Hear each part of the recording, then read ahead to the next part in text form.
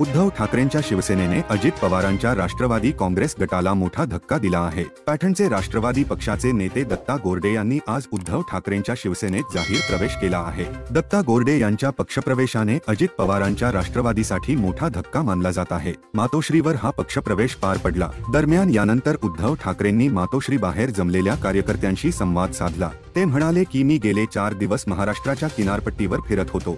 Corona काळात मुख्यमंत्री असताना माझे कुटुंब माझी जबाबदारी ही संकल्पना राबवली होती। आता महाराष्ट्र आणि देशावर आलेल्या दुसऱ्या संकटात माझे कुटुंब सोबत आहे की नाही हे पाहत होतो, असे उद्धव ठाकरे यावेळी म्हणाले।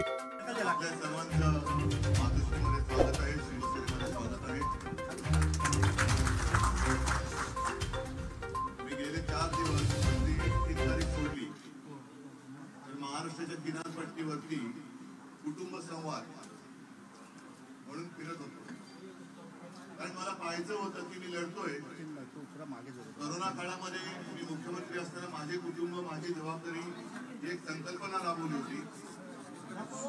आता महाराष्ट्रावरच्या दुसऱ्या संकटात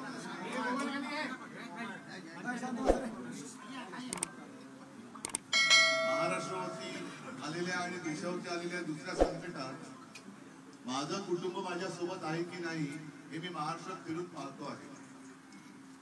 आणि मला खात्री वाटली की साधारणतः गेले काही वर्षांमध्ये तुम्हाला कल्पना आहे की महाराष्ट्राच्या किनारपट्टीवरती 2 चक्रीवादळं आदळली, एक निसर्ग आणि दुसरं चौकते।